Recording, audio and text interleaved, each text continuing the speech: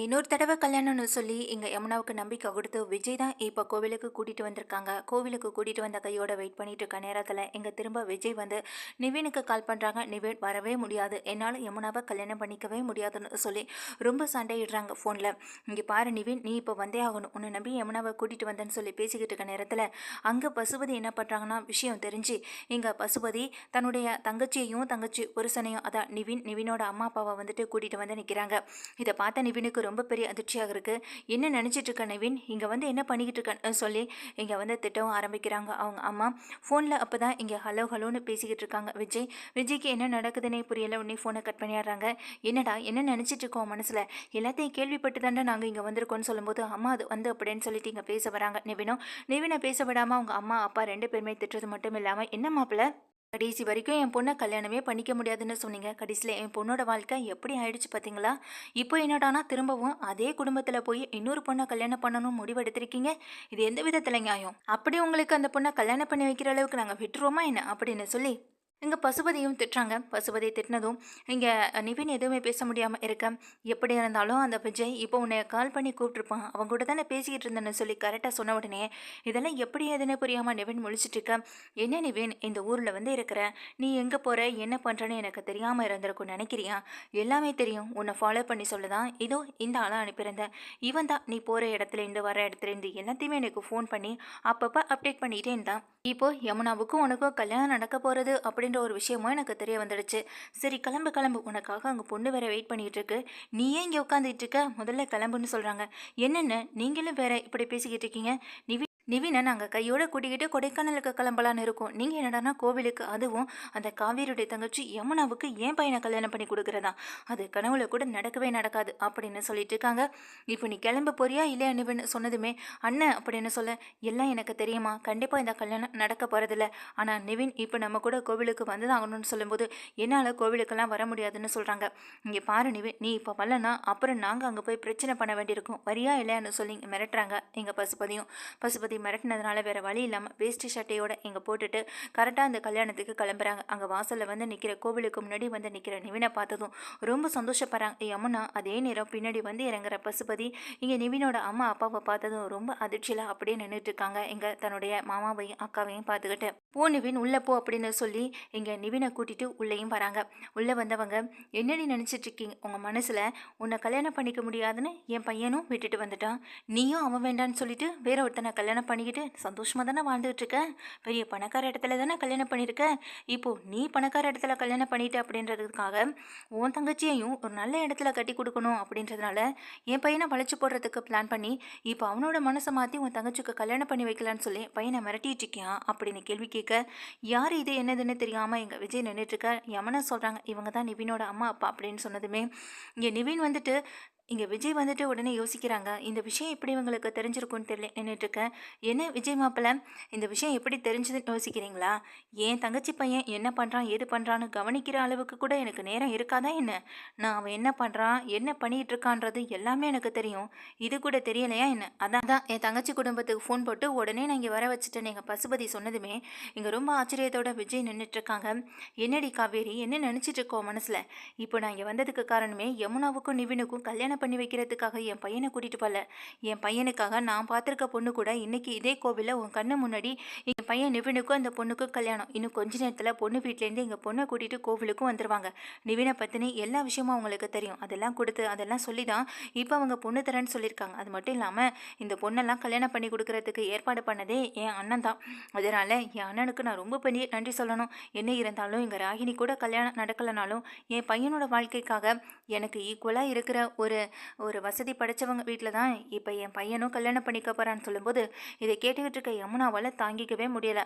அது மட்டும் இல்லாமல் எங்கள் பசுபதி என்ன பண்ணியிருக்காங்கன்னா, அவங்க குடும்பத்தில் இருக்க எல்லாருக்குமே ஃபோன் பண்ணி சொல்லிட்டு தான் எங்கள் கோவிலுக்கும் வராங்க. அப்போ இந்த விஷயம் கேள்விப்பட்டு குமரன், கங்கா, அதுக்கப்புறம் அவங்க அம்மா சாரதான்னு சொல்லி எல்லாருமே பதறி அடித்து ஓடிது வந்து இங்கே நின்றுட்டு இருக்க மணப்பெண் குளத்தில் நின்றுட்டு இருக்க யமுனாவை பார்த்து பயங்கர கோவப்படுறாங்க. கோவப்பட்டு அடிக்க ஆரம்பிக்க அவங்களுக்கு நெஞ்சு வலி வந்துடுது. அப்படியே நெஞ்சு பிடிச்சிட்டு விழுக, ஐயோ அத்தைக்கு என்னாச்சுன்னு தெரியலேன்னு சொல்லி இங்கே தண்ணி கொண்டு வந்து கொடுக்குறாங்க விஜயும். கொடுங்க தள்ளாட்டி ஹாஸ்பிட்டல் போகலாமான்னு சொல்லி கேட்கும்போது, அதெல்லாம் ஒன்றும் வேணாம் தம்பி, இவ தான் இப்படி சொல்கிறானா, நீங்களும் ஏன் தம்பி எதுக்கு என்கிட்ட ஒரு வார்த்தை கூட சொல்லாமல் எதுக்கடி நீயும் இப்படி பண்ணுன்னு சொல்லி இங்கே காவேரியை திட்டுறாங்க.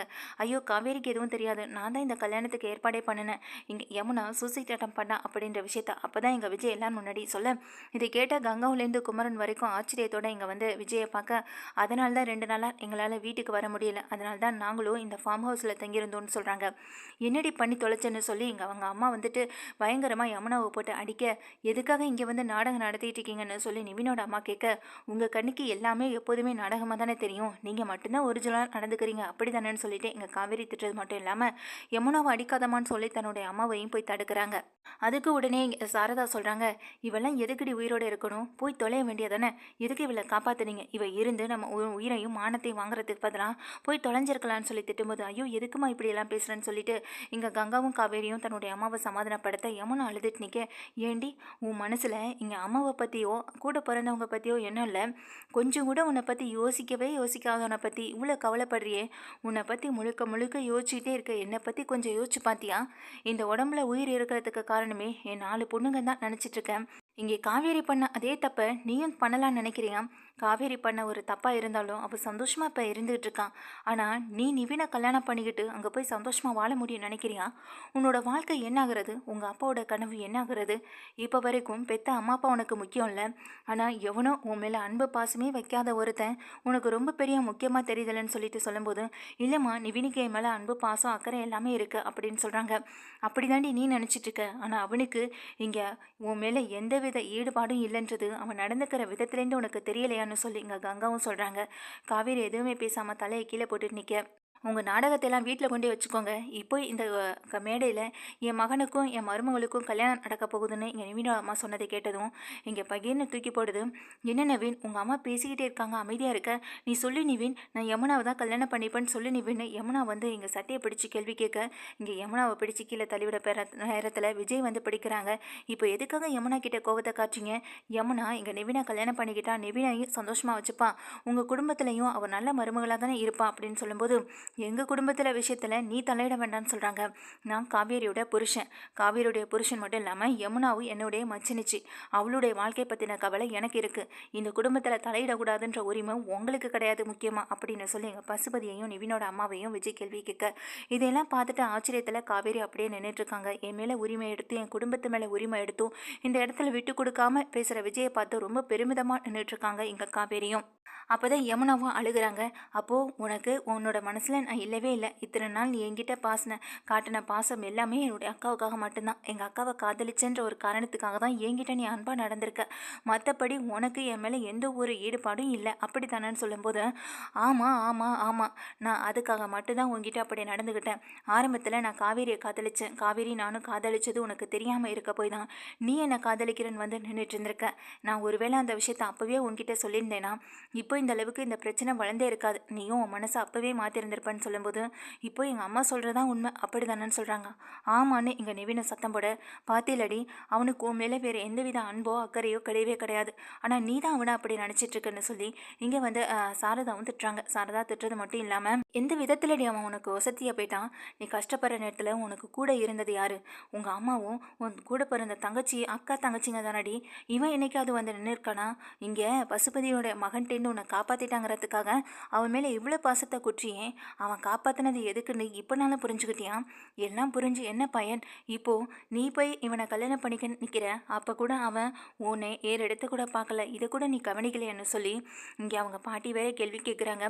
இங்கே யமுனா அழுதுகிட்டே நிற்க, இங்கே நிற்கிற எல்லாத்தையுமே தூக்கி போட்டு உடைக்கிறது மட்டும் இல்லாமல் நிவினோட சட்டையை பிடிச்சி, இங்கே பாரு நிவின், நான் தான் உன்னை உலகம்னு நினச்சிட்டு இருந்தேன், நீ தான் என் வாழ்க்கைன்னு நான் நினச்சி வாழவும் ஆரம்பித்தேன், ஆனால் உன்னோட மனசில் நான் துளி கூட இல்லைன்னு எனக்கு தெரிஞ்சு போச்சு, எங்கள் அம்மா கேட்குற கேள்வியை பற்றியா, இத்தனை நாள் வளர்த்த என் அம்மா அப்பாவை விட இவன் எந்த வகையில் முக்கியமாக போயிட்டான்னு சொல்கிறாங்க, இவங்களுக்கு நான் சொன்னாலும் புரிய போகிறதில்ல, ஏன்னா நீ எனக்கு பண்ணது எதுவுமே முழுசாக உன் முழு மனசோட செஞ்சது கிடையாதே, இங்கே மனசில் ஒருத்தியை வச்சுக்கிட்டு தானே நீ அதை அவங்கக்கிட்ட இம்ப்ரெஸ் பண்ணணும் அப்படின்றதுக்காக மட்டும்தானே என்கிட்ட அப்படி நடந்துக்கிட்டேன்னு சொல்லி இங்கே யமுனாவும் சத்தம் போடுறாங்க. யமுனா இப்படி சத்தம் போடுறதை கேட்டதும் நிவினோட அம்மாவும் ரொம்பவே கோவப்படுறாங்க. பசுபதியும் நிவினோட அம்மாவும் ரொம்பவே கோவப்படுறாங்க. நிவின் எதுவுமே பேசாமல் அப்படியே கலங்கியபடி தலை குனிஞ்சு நின்றுட்டுருக்கேன். யமுனா கேட்குற கேள்வி எல்லாமே சரிதான் நிவின், இப்போ பதில் சொல்லுன்னு எங்கள் விஜயும் சொல்ல, காவேரி எதுவுமே பேச முடியாமல் எங்கள் விஜய் பக்கத்தில் வந்து நிற்கிறதே கவனிக்கிறாங்க. இப்போது எனக்கும் காவேரிக்கும் கல்யாணம் ஆயிடுச்சு, கல்யாணத்துக்கு பிறகும் கூட இதெல்லாம் பார்த்துட்டு இருந்த சாரதாவுக்கு பயங்கரமான ஒரு கோவம் வருது. உடனே சாரதா யமுனாவை பார்த்து சொல்கிறாங்க, இப்போ கூட அவன் தான் முக்கியம்னு நீ நினச்சனா நீ இங்கேயே இவன் கூடவே இருந்துட்டு போ. என்னை அம்மான்னு சொல்லி என்னை தேடி வராத, அம்மான்னு கூப்பிடவும் கூப்பிடாத. உங்கள் அப்பா இறந்து போன மாதிரி நானும் இறந்துட்டேன் நினச்சிக்கோ. எனக்கு இப்போ நர்மதா அவள் மட்டும்தான் இருக்கா, அவளோட வாழ்க்கையாவது நான் நல்லபடியாக அமைச்சு கொடுக்கும்னு நினைக்கிறேன்னு சொல்லிட்டு இங்கே நர்மதாவை கூட்டிகிட்டு பாட்டி அங்கேருந்து கிளம்ப, அம்மா ஒரு நிமிஷம் நில்லுமான்னு சொல்லிட்டு எங்கள் கங்காவும் குமரனும் பின்னாடியே ஓட இங்கே காவேரி அப்படியே திகைச்சு போய் நின்றுட்டுருக்காங்க. உடனே யமுனா சொல்கிறாங்க, ஒரு நிமிஷம் நில்லுமா அப்படின்னு சொல்லிட்டு யமுனா சொல்கிறாங்க, என்னைய துளி கூட மதிக்காதவனை பற்றியும் நினைக்காதவனை பற்றியும் நான் யோசித்தது ரொம்ப பெரிய தப்பு தான். நான் அப்படி யோசித்து எங்கள் அக்காவையும் மாமாவையும் கஷ்டப்படுத்தினது ரொம்ப பெரிய தப்பு தான். அவங்கள இப்போ வரைக்கும் நான் அவமானப்படுத்திட்டு அசிங்கப்படுத்திட்டு தான் இருக்கேன். மொத்தமாக எல்லார் முன்னாடியும் நம்ம குடும்பத்தை ரொம்ப பெரியவாக கேவலப்படுத்திட்டு இருக்கேன். இதுக்கப்புறமா இந்த வாழ்க்கை வேணுமான்னு யோசிக்கும் பொழுது இவன் என்னம்மா என்னை வேண்டான்னு சொல்கிறது, எனக்கு இவன் வேண்டவே வேண்டாம், நானே தூக்கி போட்டுறேன். என்னால் என் மனசை மாற்றி என்னால் வாழ முடியும், அந்த நம்பிக்கை எனக்கு இருக்குது. எனக்கு எங்கள் அப்பாவோட அந்த ஆசையும் எங்கள் அம்மாவும் தான் எனக்கு ரொம்ப முக்கியம். எங்கள் அப்பாவை ஏதோ ஒரு வகையில் நாங்கள் எங்கள் குடும்பமே இழந்துட்டோம். அது யாராலன்றது உங்களுக்கு மட்டும் இல்லை, எல்லாருக்குமே நல்லா தெரியும். இந்த நிற்கிற பசுபதியால் தான் எங்கள் அப்பா இறந்தார். அதே போல் இதே குடும்பத்தில் நானும் போய் வாழ்ந்து அதே போல் இதே குடும்பத்தால் திரும்பவும் எங்கள் அம்மாவையும் நான் இழக்க விரும்பலை. இருக்கிற எங்கள் அம்மாவது என் கூட கடைசி வரைக்கும் இருக்கட்டும். என் மனசில் இப்போ முழுக்க முழுக்க நான் உன்னை இருக்கிற என்னையை தூக்கி போட தான் போகிறேன்னு சொல்லிட்டு இங்கே நிவினை பார்த்து ரொம்பவே கேள்வி கேட்குறாங்க. ரொம்ப கோவமாக திட்டுறாங்க. யமுனா, இனிமேல் இப்போன்னு இல்லை, எப்பொழுதும் நான் உன் கூட சேர்ந்து வாழணுன்ற ஒரு எண்ணம் எனக்கு வரப்போகிறதே கிடையாது நிவின்.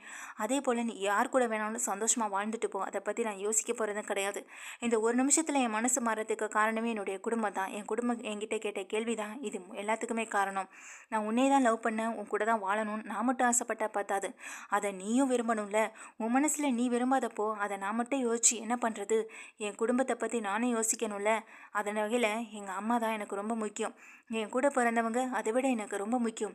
எனக்காக யோசிச்சு இங்கே காவேரி அக்காவும் விஜய் மாமாவும் எடுத்த முயற்சி எனக்கு ஒரு பக்கம் சந்தோஷத்தை தான் கொடுக்குது. இன்னொரு பக்கம் உன் குடும்பமே சேர்ந்து இவங்க எல்லாரையும் அசிங்கப்படுத்துவாங்க. அதையும் மீறி உன்னை நான் கல்யாணம் பண்ணிவிட்டு அந்த வீட்டில் உன் கூட வந்து சந்தோஷமாக வாழணுமா? அது கடைசி வரைக்கும் நடக்க போகிறதே இல்லை. நீ என்னை வேண்டாம் வேண்டான்னு சொன்னல, இப்போ சொல்கிறேன் கேட்டுக்கோ. உங்கள் பையன் எனக்கு வேண்டவே வேண்டாம். இந்த மாதிரி கோலத்தனமாக இருக்கிற பையனை நான் கல்யாணம் பண்ணிட்டு வாழணுன்ற அவசியம் எனக்கு கிடையவே கிடையாது. எந்த இடத்துலையும் எடுத்தோமா இந்த முடிவில் தெளிவாக இருந்துட்டு போகணும். இந்த முடிவை இப்போ எடுக்கிறது, அப்புறம் ஏன்டா இந்த முடிவை எடுத்தோன்னு நினச்சி கவலைப்படுறது? இப்படி ஏகப்பட்ட குழப்பங்கள் இருக்க உங்கள் பையனை எனக்கு கல்யாணம் பண்ணிக்க விருப்பலன்னு சொல்லும்போது என்னடி திமிரா பேசுகிறேன்னு சொல்லி அங்கே நிவினோட அம்மா கையவங்க இதை பார்த்துக்கிட்டு இருந்த எங்கள் யமுனாவே கையை பிடிச்சி தட்டி விட்டு, உங்களுக்கும் எனக்கும் தான் எதுவுமே இல்லைன்னு ஆயிடுச்சுல, பின்ன எதுக்காக என்கிட்ட இப்போ நீங்கள் உங்களுடைய ஆணவ திமிரை காட்டுறீங்க? இதெல்லாம் உங்கள் வீட்டோட வச்சுக்கோங்க. தேவையில்லாமல் என்கிட்டயோ என் குடும்பத்தில் இருக்கவங்ககிட்டயோ உங்கள் பகையையோ உங்கள் கோபத்தையோ காட்டணும்னு நினச்சிங்கன்னா அப்புறம் என்னுடைய கோபத்தை நீங்கள் வேறு மாதிரி பார்க்க வேண்டியிருக்குன்னு சொல்லி மிரட்டேன். இவங்க குடும்பத்துக்கே ரொம்ப திமிரு தானே. என் பையனை மிரட்டி கல்யாணம் பண்ணியிருப்பாளுங்க. இந்நேரம் நான் வரலனா இப்போ நான் வந்ததுக்காக எப்படியெல்லாம் பேசுகிறாங்க பாருங்கன்னு சொல்லிங்க தன்னுடைய அண்ணன் பசுபதிட்ட செல்ல, இதுக்கு பசுபதியும் இவங்க குடும்பத்தை பற்றி நமக்கு தெரியாதான் விடுமா அப்படின்னு சொல்லிட்டு இருக்கான். இங்கே உடனே யமுனா பார்த்து சொல்கிறாங்க, குலகார பாவி குடும்பத்தில் என்றைக்குமே எந்த விசேஷமும் நல்ல விசேஷமாக நடக்க போகிறதே கிடையாது. உன் பொண்ணு கல்யாணம் பண்ணிட்டு வந்திருக்க அந்த இடத்துலையும் அங்கே எப்படி வாழ்கிறான்றது எனக்கு நல்லாவே தெரியும். இப்போது இங்கே உன் தம்பி அதான் உன் தங்கச்சி பையனோட வாழ்க்கையுமே கெடுத்துட்டேன். கடைசி வரைக்கும் நிவின் எப்படி வாழ்கிறான்றதை நானும் பார்க்க தானே போகிறேன்னு சொல்லிட்டு சவால் விடுற மாதிரி பேசிட்டு, என் குடும்பம் என்ன ஆசைப்பட்டதோ நான் அதுவாகவே மாறி காட்டுவேன். அதுதான் என்னுடைய இலக்கு. அதை தவிர்த்து இனிமேல் என்னுடைய மனசில் நிவின் எப்பொழுதும் இருக்க போகிறதில்ல. இப்போ சொல்கிறேன் கேட்டுக்கோ நிவின், இனிமேல் நீ என்னை பின்தொடர்ந்து வந்தாலும் சரி, நான் உன்னை கண்டுக்க போகிறதே கிடையாது. இனிமேல் என் அக்காவுக்காக ஏதாவது பேச நினச்சா கூட எங்கள் மாமா இருக்காரு. எங்கள் மாமா தான் எங்கள் அக்காவை கடைசி வரையும் இருந்து காப்பாற்றவும் போகிறாரு. எங்கள் அக்கா வாழ்க்கையில் என்ன நடந்ததுன்றதை நானும் கேட்டு தெரிஞ்சுக்கிட்டேன். அந்த வகையில் நீ எங்கள் அக்காவுக்காக காத்திருக்காம தயவு செஞ்சு உன் வாழ்க்கையை பாரு, அதுதான் உனக்கும் நல்லது. எங்கள் அக்கா மனசில் என்ன இருக்குன்னு நாங்கள் வீட்டிலேருந்து கிளம்புறப்பவே என்கிட்ட எல்லாத்தையுமே சொல்லிட்டான். எங்கள் அக்கா மனசில் முழுக்க முழுக்க விஜய் மாமா தான் இருக்காருன்னு சொன்னதுமே விஜய் இதை கேட்டதுமே பயங்கர சந்தோஷப்படுறாங்க. யமுனா அப்படின்னு சொல்லிட்டு பார்க்க, ஆமாம் மாமா, உங்களை அக்கா ரொம்ப உயிருக்குயிராக காதலிச்சிட்டு இருக்கா. ஆனால் இப்போ வரைக்கும் அந்த விஷயத்தை எப்படி உங்ககிட்ட சொல்கிறதுன்னு தெரியாமல் தயக்கப்பட்டு நின்றுட்டுருக்கா. எல்லாருடைய வாழ்க்கையிலையும் பாஸ்ட்டுன்னு ஒன்று இருக்கத்தான் செய்யும். என் வாழ்க்கையில் இந்த மாதிரி, உங்கள் வாழ்க்கையில் இந்த மாதிரி, அக்கா வாழ்க்கையில் இந்த மாதிரி, எல்லாருடைய வாழ்க்கையிலையும் ஏதாவது ஒரு விபத்து நடந்துருக்க தான் செய்யும். அந்த விபத்தையும் மீறி இப்போ எங்கள் அக்காவுடைய மனசில் நீங்கள் இடம் பிடிச்சிருக்கீங்க, உங்களுடைய மனசில் எங்கள் அக்கா இடம் பிடிச்சிருக்கா. அதை பார்க்கும்போது எனக்கு சந்தோஷமாக தான் இருக்குது. இதே மாதிரி என்னுடைய வாழ்க்கையும் ஏதோ ஒரு வகையில் மாறும் நினச்சி அதை நான் நம்புகிறேன். என்னுடைய வாழ்க்கையில் இந்த மாற்றம் கண்டிப்பாக நடக்கும். ஏன்னா நான் ஒன் சைடை தானே லவ் பண்ணேன். உங்கள் ரெண்டு பேருடைய காதலோட ஒப்பிடும் பொழுது நான் பண்ண காதல் எல்லாம் காதலே இல்லை அப்படின்னு சொல்லிட்டு எங்கள் கண் கலங்குறாங்க. அதாவது இங்கே யமுனா வீட்டிலேருந்து கிளம்புறதுக்கு முன்னாடி அவங்க ட்ரெஸ் சேஞ்ச் பண்ணிட்டு இருக்க நேரத்தில் தான் அங்கே வந்து விஜயோட ஃபோட்டோவும் விஜயோட பக்கத்தில் இருக்க பொண்ணோட ஃபோட்டோவையும் பார்க்குறாங்க. அதில் ஆல்ரெடி கிறுக்கி இருந்த ஃபோட்டோ தான். அதே ஃபோட்டோவை இங்கே யமுனா பார்த்ததுமே யமுனா இதை கேட்டு இங்கே வந்து காவேரி கிட்டே கேட்க, காவேரி அது வந்துடின்னு சொல்கிறத தயங்குறத பார்த்ததுமே யமுனாவுக்கு புரிஞ்சிடுது. யமுனா அதுக்கப்புறம் அழுத்தம் திருத்தமாக கேட்க போகுதான் இங்கே விஜயோட காதல் விஷயத்தையும் சொல்கிறாங்க. ஆனால் இப்போ அவருடைய மனசில் அந்த பொண்ணு இருக்காளா என்னன்னு தெரியல. ஆனால் என்னுடைய மனசில் முழுக்க முழுக்க இருக்கிறது விஜய் மட்டும் தாண்டி. இதை நீ புரிஞ்சுக்கிட்டனா எனக்கு சந்தோஷம்தான். விஜய் தவிர என்னால் வேற எந்த வாழ்க்கையுமே ஏற்றுக்க கூட முடியாது. என்னால் ஏற்று வாழவும் முடியாது. அந்த அளவுக்கு விஜய் இப்போ என்னுடைய மனசில் இடம் பிடிச்சிட்டான்னு அக்கா அப்போது சொன்னது. இந்த விஷயத்தையும் அப்போதைக்கு இங்கே வந்து மாமா கிட்டேயும் சொல்கிறாங்க. இதை கேட்டு இங்கே விஜயும் ரொம்ப சந்தோஷப்பட செய்கிறாங்க. இதை கேட்டு இங்கே விஜயும் ரொம்ப சந்தோஷமும் படுறாங்க. இதனால தான் இங்கே அக்கா மாமாவோட வாழ்க்கை மாறின மாதிரி தன்னுடைய வாழ்க்கையும் மாறும்னு இங்கே சரியான பதிலடி கொடுத்துட்டு வாங்க போகலாம். இனிமே நான் இப்படிப்பட்ட தப்பை என்றைக்குமே பண்ண மாட்டேமா. நீ என்ன வாழ்க்கையை எனக்கு அமைச்சு கொடுக்கணும்னு நினைக்கிறியோ அந்த வாழ்க்கையை நான் சந்தோஷமாக ஏற்றுப்பேன்னு சொல்லி யமுனா சொல்லிட்டு தன்னுடைய குடும்பத்தையும் கூட்டிட்டு அங்கிருந்து கிளம்ப இங்கே ரொம்ப பேரதிர்ச்சியில் நின்றுட்டு இருக்காங்க பசுபதி. இந்த பிரச்சனையை வச்சு ரொம்ப அசிங்கப்படுத்தி அவங்க குடும்பத்தை நரா கிழிக்கணும்னு அந்த பசுபதிக்கு இங்கே யமுனாவும் சரி யமுனோட குடும்பமும் சரி சேர்ந்து கொடுத்த இந்த தண்டனையை அப்படியே அசிங்கப்பட்டு நின்று கேட்டுக்கிட்டே இருக்காங்க பசுபதி. இங்கே நிவினும் சரி அப்படியே தலைகுனிஞ்சபடி நின்றுட்டு இருக்க. இப்போ உங்களுக்கு சந்தோஷமா? இப்போ வந்த வேலை உங்களுக்கு முடிஞ்சிடுச்சுல, இங்கேருந்து கிளம்புங்கன்னு சொல்லும்போது உன்னை நான் இதோட இங்கே விட்டுட்டு போக மாட்டேன்னு சொல்கிறாங்க. என்னை கூட்டிகிட்டு போகணும்னு நினச்சேன்னா அப்புறம் நான் வரது பொணமாக தான் வருவேன் வீட்டுக்கு, பரவாயில்லையான்னு சொல்லி இங்கே மிரட்டும் போது நிவினோட அம்மாவும் அப்பாவும் ரொம்பவே ஷாக்காக நின்றுட்டு இருக்கேன். தயவு செஞ்சு என் கண்ணு முன்னாடி நிற்காம இந்த இடத்த விட்டு காலி பண்ணுங்க அப்படின்னு சொல்லி எங்கள் நிவன் வந்து கண்டபடி திட்டேன். நிவின் திட்டின உடனே அவங்க அம்மாவும் அப்பாவும் எங்கள் பசுபதியை கூட்டிகிட்டு வெளியில் போக இப்போவும் இவன் என்ன நினப்பில் இருக்கான்னு எனக்கு புரிஞ்சிக்கவே முடியலன்னு சொல்கிறாங்க. விடுங்க பார்த்துக்கலாம், எப்படி இருந்தாலும் மாப்பிள்ளை இங்கே தானே இருக்க போகிறான், நான் பார்த்துக்கிறேன் அவனை அப்படின்னு சொல்லிட்டு நீங்கள் கிளம்புமா தங்கச்சின்னு சொல்கிறாங்க. வீட்டில் போய் கொஞ்சம் நேரம் ரெஸ்ட்டு நான் வந்து பார்க்குறேன்னு சொல்லிட்டு எங்கள் பசுபதி என்ன பண்ணுறாங்கன்னா வண்டியை எடுத்துகிட்டு கிளம்ப இங்கே நிவின் கோவிலே உட்காந்து அழுகவும் ஆரம்பிச்சிடுறாங்க. காவேரி இனிமேல் தனக்கு கிடைக்க போகிறதில்லன்ற விஷயத்தை பற்றியும் யமுனா பேசிட்டு போன ஒவ்வொரு வார்த்தையும் அவங்கள சுட்டதுனால அப்படியே ரொம்ப கலங்கி போய் உட்காந்துருக்காங்க. யமுனா இப்போது தெளிவாக தன்னுடைய வாழ்க்கையில் ஒரு நல்ல முடிவெடுத்து தன்னுடைய குடும்பத்துக்காகவும் தன்னுடைய அக்கா மாமானு எல்லாருக்காகவும் தன்னை மாற்றிக்கிட்டு அந்த இடத்துல இருந்து அவங்க கிளம்பி போகிறது இங்கே காவேரிக்கும் சரி அவங்க குடும்பத்தில் இருக்க அவங்க அம்மாவுக்கும் சரி ரொம்ப பெரிய சந்தோஷத்தை கொடுக்குது. அதே நேரம் விஜயோட மனசில் இங்கே ரெக்க கட்டி பறக்குது. என்னென்னா இங்கே காவேரி தன் மனசில் உள்ளதை வெளிப்படையாக இங்கே யமுனா கிட்ட சொன்னதை நினச்சி யமுனா மூலமாக தெரிஞ்சுக்கிட்டதை நினச்சி ரொம்ப சந்தோஷப்பட்டுட்டு இருக்காங்க எங்கள் விஜயம்.